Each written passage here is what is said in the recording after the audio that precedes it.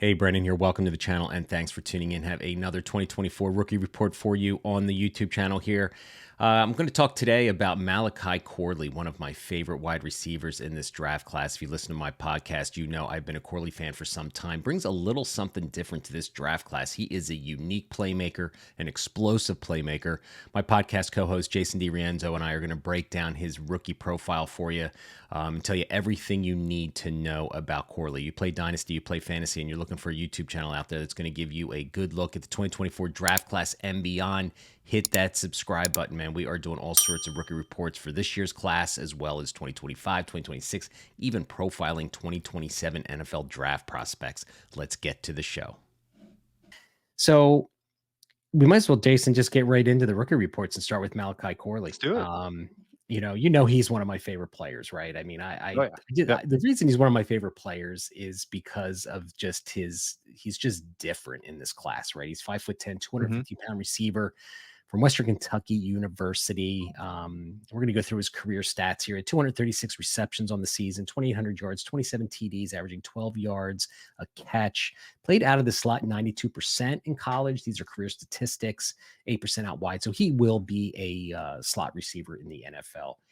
His receiving percentage, reception percentage rather, 71%, which is pretty solid. So he's got some sticky hands. Only 4.8% drop percentage too through his years in college, which is also pretty good. His PFF stats across the board, pretty solid, except for his contested catch here, 23%. Yikes, man.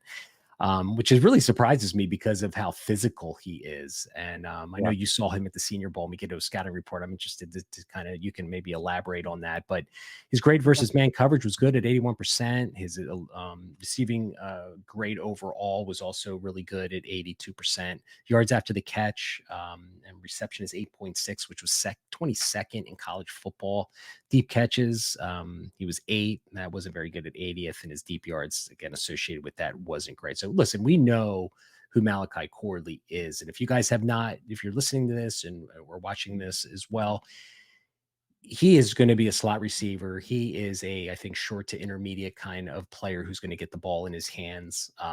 Maybe not going to be that deep vertical threat. Obviously, you can tell from this PFF grades here that that he wasn't really used like vertically down the field, but that doesn't mean the man can't get the ball down the field in other ways, which we're going to talk about here. So, Jason, let's talk about his scouting report. Let's break down his film. We've been watching this kid for 2 years. You had a bird's eye view down at the Senior Bowl. What exactly did you see? What traits, translatable traits? I love that term that you came up with years ago. What did you see in his game that makes him think that makes you think he could be a dynasty asset for us? I'll just go kind of from snap to finish. So off the release, I mean, even in game film, if he's going up against more man coverage, you could definitely see he's got that initial speed to get around defenders. Saw that at the Senior Bowl too. He does a nice little single move. So he does like a side jab step, leverages the angle that he wants to gain. If he's trying to get inside or outside leverage, manipulates very well with his footwork, eyes, hips, body gestures right at the line of scrimmage. So I think he does a really good job with that. He does need a little bit more of a release package, and that will come with good coaching. But as soon as he gets into his stem, you can absolutely see the speed on full display, fights through contact, swipes, does a little swipe, a rip, a swim, whatever it takes to kind of get through the defender within his route. And then at the same time, he does a good job. I was watching the Liberty game, and I think he's actually a decent ball tracker. Had a really nice catch in the end zone, over the shoulder, extend his hands outside of his frame, secured the ball with a safety on his back. So I was trying to really figure out, is he just going to be a slot receiver or can he be more, right? We understand the versatility part of it. And I think he could absolutely be more. I mean, that 5'11", 215-pound frame is like a running back frame. So the Mhm. versatility of him being used as a runner, and he has that play strength. You saw that on full display in Mobile, Alabama as well, that Mhm. he will fight. And he in the contested part of it, I don't think he just had enough opportunities to gain the experience to know how to contort his body and catch in those situations. He wasn't used like that. I mean, I think his average depth of target over his entire career is like 6.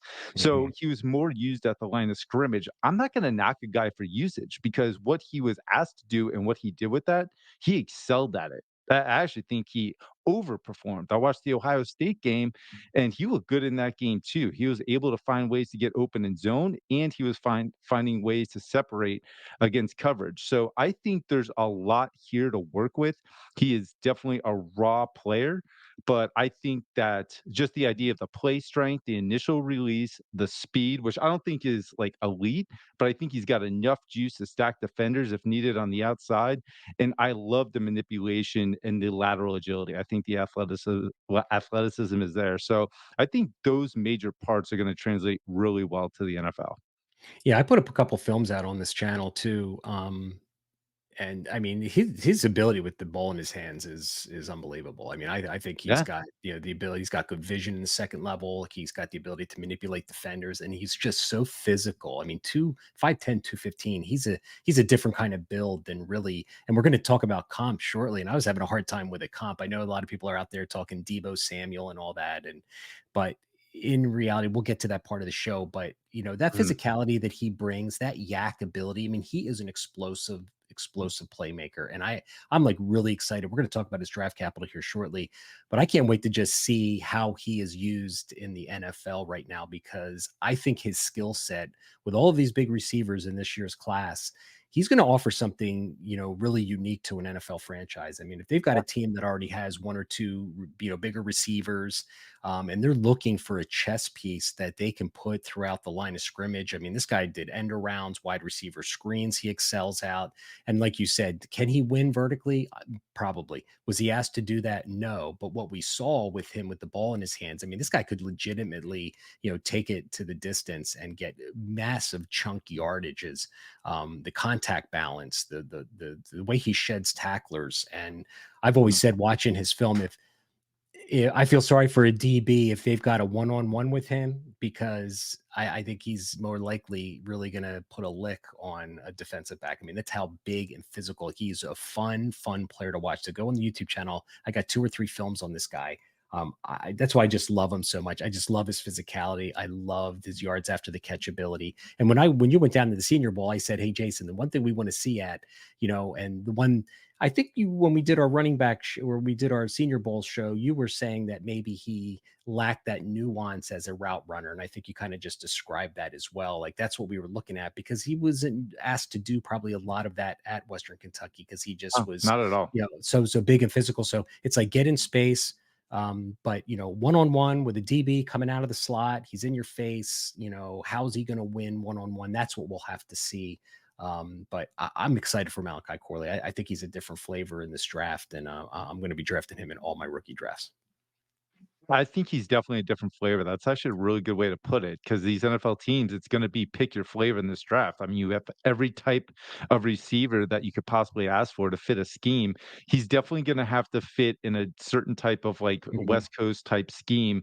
It wouldn't surprise me either if a team tries to really use him more as maybe like that James White role when he was on the Patriots with Tom Brady, and just becomes like a dynamic pass catcher at the line of scrimmage, but also used as a runner, because they're never going to know what is going to happen. He's kind of that mix match where it could be a run play, it could be a pass play, and because he's versatile in that, it's actually going to be beneficial for a team to use him in that sense, because defenses aren't going to know what to do. A lot of times if a player comes on, they're going to be like, okay, well, now we kind of have an idea that this could possibly a Yeah. pass play or a run play. Like he's that type of weapon. He's going to confuse defenses, and there's a lot of value there. So God, man, I just want him to land with the right coaching staff and the right scheme, because if so, I mean, he could be a really special player, because I completely agree with your assessment. The play strength, you just don't see that. And we're going to talk about another running back in this episode where it's very similar size. So it Mhm. would not surprise me if a team really tries to use him as a rusher and a pass catcher. That's a really good point. I mean, he's that, and if you read scouting reports and you read mine on my dashboard, I say he's a running back in a wide receiver body. So Yeah. he's going to be a versatile piece for an NFL franchise. I'm super excited to see where he lands. And let's say he goes and he gets drafted by the 49ers. Oof, stock's going to go through the roof, Over with. baby. I mean, yeah, it's Yeah. perfect. So let's talk about his draft capital, his dynasty projection.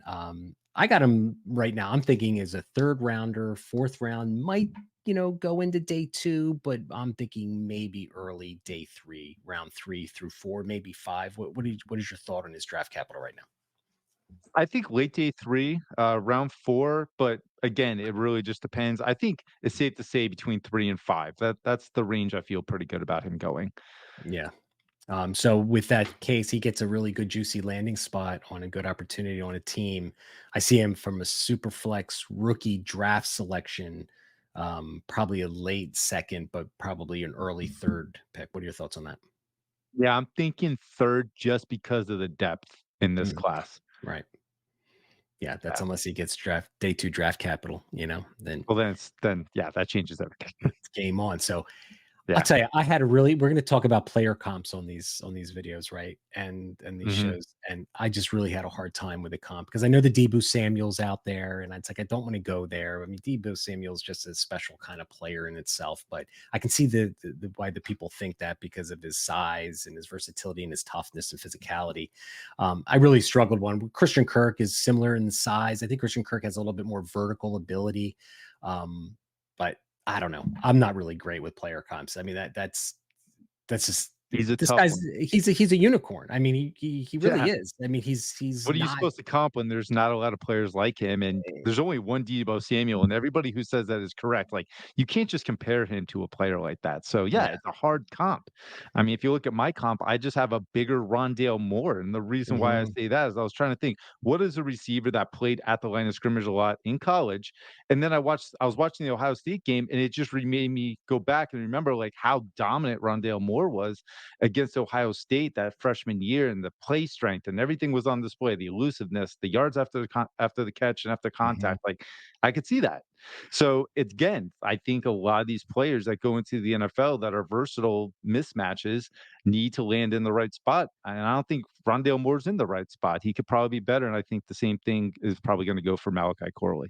Yeah, so, little thicker and bigger than those 2 players, and Yeah. Kirk and Moore probably had a little bit more vertical ability on their college film than we've seen on Corley, but as you alluded to earlier, that doesn't mean that Malachi Corley can't do that. Maybe perhaps he just wasn't asked to do that, but either Yeah. way, I'm a Real Corley quick, fan. Brandon. Yeah, sure. Just one more thing. I remember back to I was looking at Michael Thomas's routes that he was running in his prime on the Saints. Dude, he was at the line of scrimmage a lot the way they used him. So I could absolutely see him excelling in the right system. And because of when I was looking at the Michael Thomas routes, I mean, I was thinking he could absolutely excel. So landing spot's gonna be key, no matter Yeah. how we try to, go through his skill set and everything. Yeah, exactly. Landing spots matter. I've always said it. So there you guys go. That is our Malachi Corley rookie report. Super excited. I'm going to be drafting him in all of my rookie drafts. I'm looking forward to that.